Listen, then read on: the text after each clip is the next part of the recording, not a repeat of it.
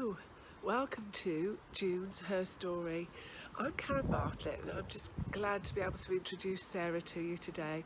I've known her a very long time. She has a twin, Victoria, and I used to get them mixed up such a lot in the early days when they were teenagers. I know she's got a phenomenal story and journey to tell us about today, so please share it, please enjoy it, and if you see Sarah again in the coming weeks and months, please give us some encouragement, because sometimes it's very difficult to lay things down in front of everyone, for fear of being judged or criticised. But I am so glad she's agreed to do this today, so well done, Sarah. And please contact me or Riverside Church if you need prayer at all for anything, whether it's raised today by Sarah or not. Please contact us.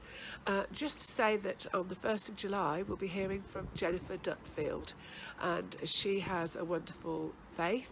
She's had faith for a very long time, and it'll be interesting also to hear how she came to have that faith in the early stages, as well as how she's been sustained over the years by faith in the Lord Jesus Christ and his amazing mercies to us all. So please enjoy Sarah, and I'll see you very soon. And I just hope that the weather in June is a bit better than it's been in May. God bless you. Bye. Hi everybody, I've been asked by Karen Bartlett to do the Her Story for this month. So I'm just going to give you an introduction to who I am, for those of you who don't know. I'm Sarah Reynolds and I've been part of Riverside Church, I would say, from the beginning. I'm married to Stuart and I've got 4 wonderful children. I've got Danny, who's my oldest, I've got Amaya, I've got Harper, and I've got Theodore, my gift from God. I say that because God always knew my heart to say that I would like to have a child, a boy. Of course, a child was having a pregnant. And during all through my pregnancy, I was told, you're having a girl. You have, I had numerous scans. You're having a girl. You're having a girl. And whilst I was in theatre, he was delivered. And I said, congratulations, it's a boy. Me and Stuart looked at each other and said, what? And I went, what are you expecting? We said, a girl. I said, we'll have another look. Yes, it's a boy. So straight away there in theatre, I said his name's going to be Theodore, which I later found out is meaning a gift from God. So that's that little story there. I've got my parents who are leaders in the church, Elaine and Chris Webb. And for those of you who've been with the church for many years, you will know I had my grandparents came to church, Doreen Jones, and towards the latter part, my grandfather, Graham Jones, and my twin sister. Can't forget I'm a twin, identical twin, Vicky.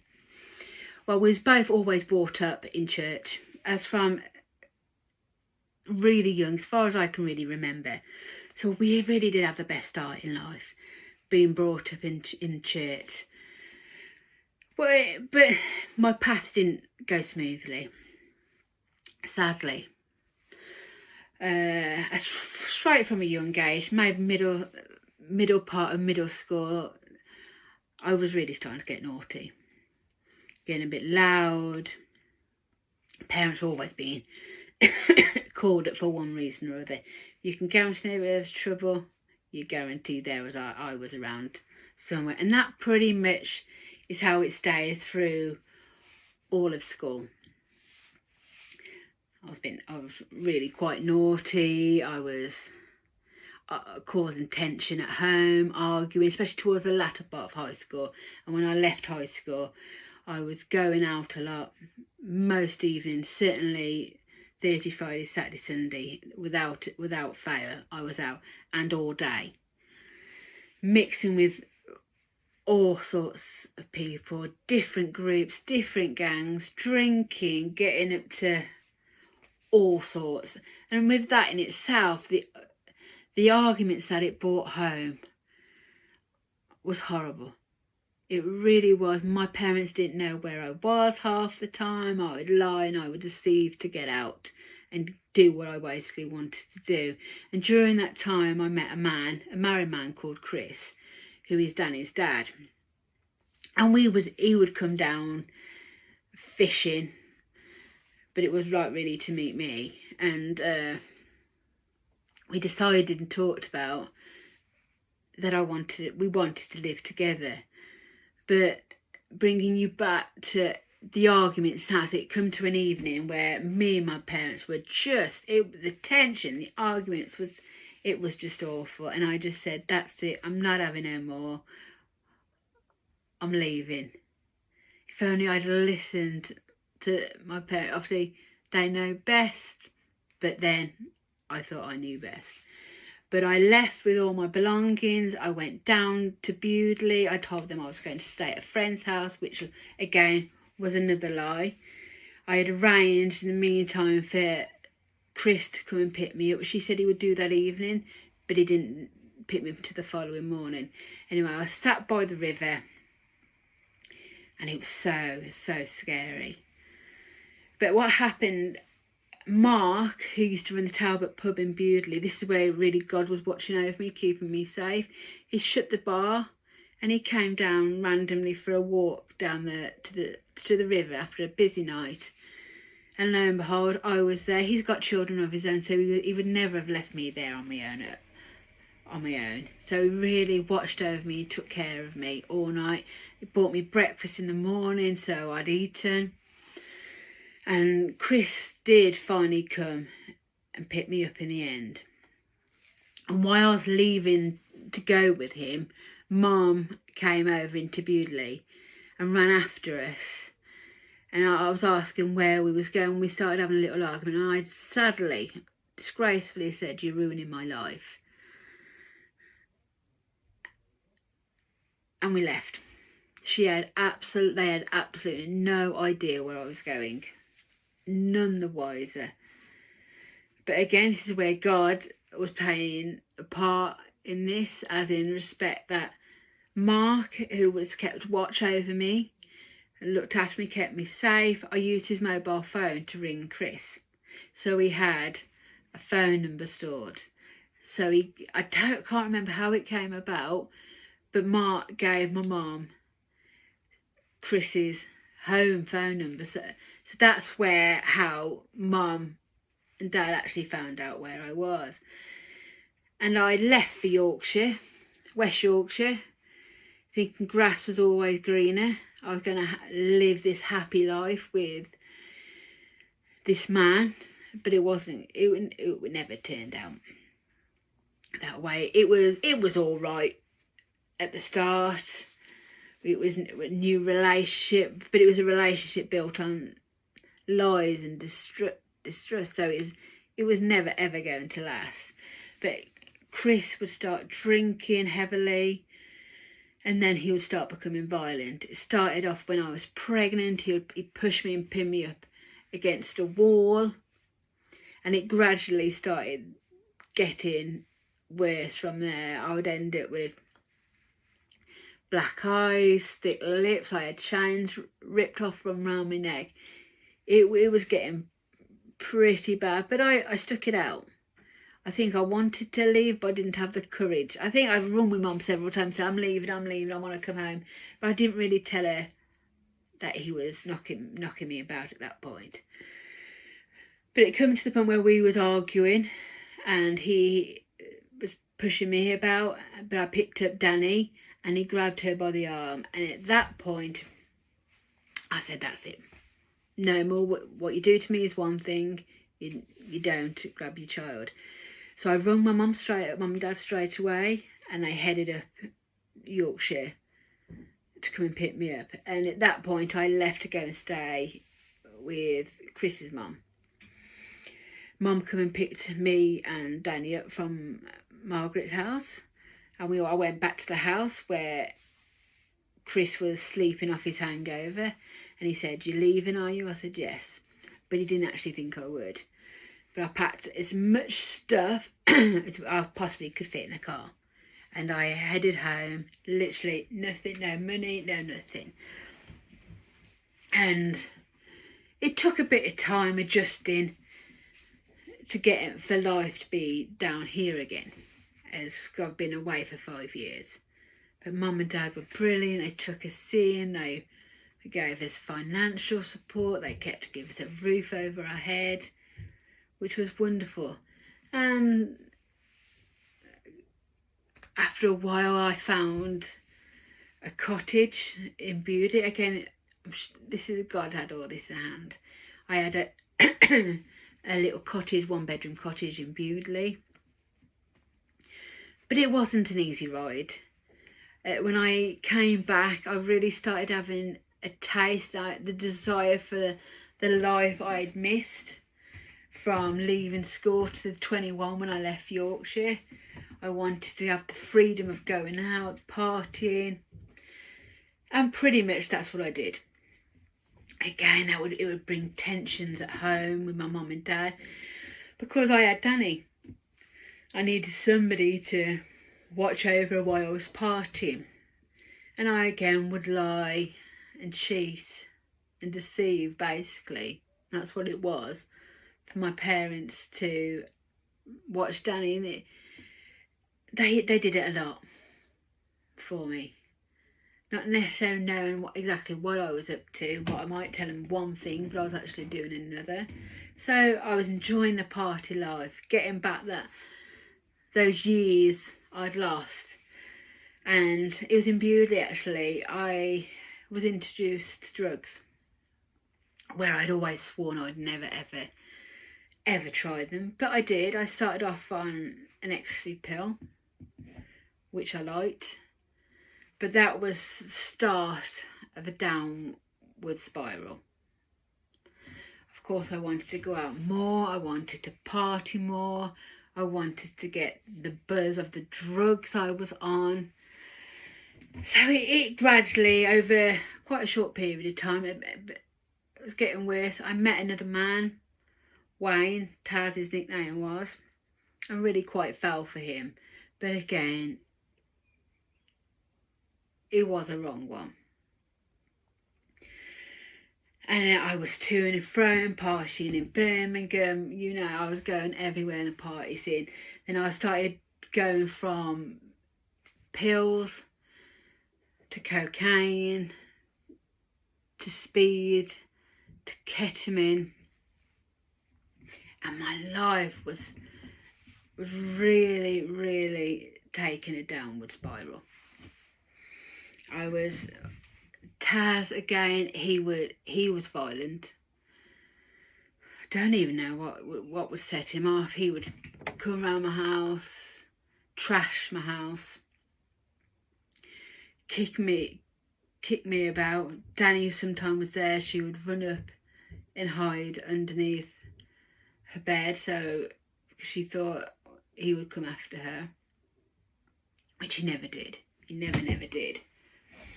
But at that point, I was losing so much weight. Because I would do drugs Thursday, Friday, Saturday, Sunday. Would never eat anything because I couldn't eat anything. And then I used to have so many lows to the point where you felt like you wanted to end it because the lows were horrendous. The highs were brilliant, but the lows were bad. But at one point, Mum had an anonymous letter going warning, do you know your daughter's on the needles? Which I never was. But by appearances, I can understand why people might have thought I was. And Mum questioned and asked me, and of course, I wasn't going to admit it to her. So I certainly denied it. And this life was going on for several years, where I would go clubbing, I would pass out in the club toilets, all my stuff had gone. But how was I going to get home? But there was somebody there said, I'll take you, drive you all the way from Birmingham back home. So I was safe. And again, that's God watching over my life. And at this point, Danny was pretty much at my mum and dad's a lot of the time. So they had a really big part of bringing Danny up, especially during these difficult times. And I'd have parties at my house where I would have people in. I used to have armed robbers. back party, really, you would class maybe as the wrong sort of people. Well, they were. You wouldn't want them in your house partying. I was dealing all these drugs in Birmingham locally, cooking up the drugs in my house. In parts, I could easily have £1,000 worth of drugs, if not more, in my house at any one time. I'm so thankful I never ever got caught, because I wouldn't want to think of the outcome if I ever got caught. But it was a life, an empty life. I fell for a guy who was never gonna really give me what I was looking for, and so I was chasing again, a lie.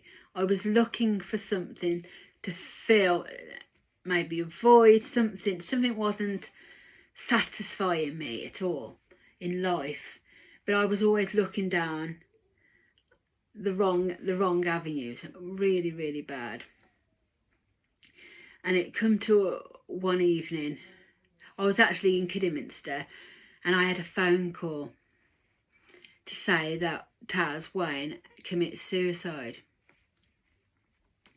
So, and I had to go and chase and find his body, he was in Sandwell, and I actually went to see him, and I looked at him and go, life is more than this.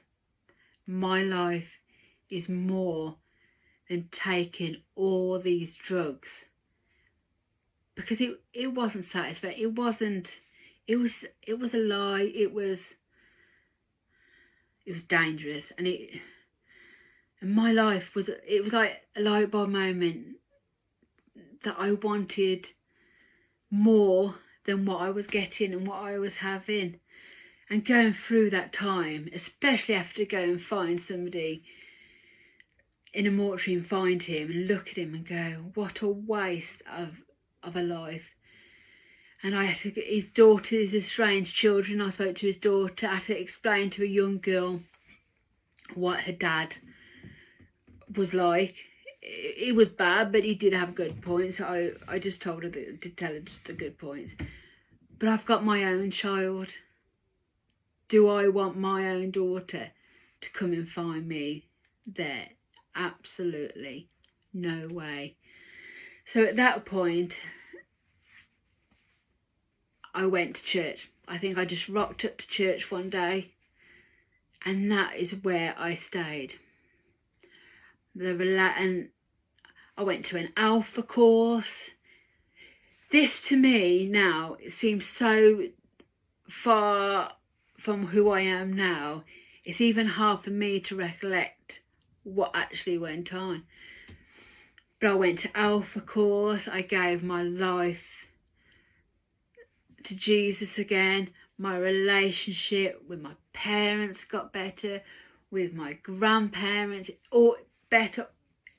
In general, my life was on the right track. And I really haven't looked back since. I had the cottage. I needed a new, and God provided me a bigger house, but that was a bit earlier on in the story. Everything I've needed, everything my heart, so God has provided. I've got a better relationship with my family. I've met a husband. I've had 3 more wonderful children. But I think this whole story is we can try so much to help our loved ones, but I think with some people, especially with me, my mum and dad at one point said, I hand me over to God, to let God deal with me, and he came through. He weren't going to let me go down the wrong path. I had to learn a lesson, and it was a very hard and very costly lesson. It wasn't easy. At times, some of the experiences, things I saw were just horrific. The people on drugs, the sights weren't something I would ever want anybody close to me to see at all. But God brought me through it. And really, since 2005, and I've been back in our church since then, and I seriously would not want to be anywhere else. I love it. I love the people, the new friends I've met at church. And I certainly am not going anywhere now. I've got what I was missing, and that was God. He'd filled and gave me, not necessarily material things, but He's given me Him. And He's let me know Him I need, and that He loves me, that He died for me, and nothing else is worth it. Just turn to God. He will fill that void and make us feel whole again. And it's certainly, it's like, for me to look back in that life, I could quite easily say that's not me, but of course it was.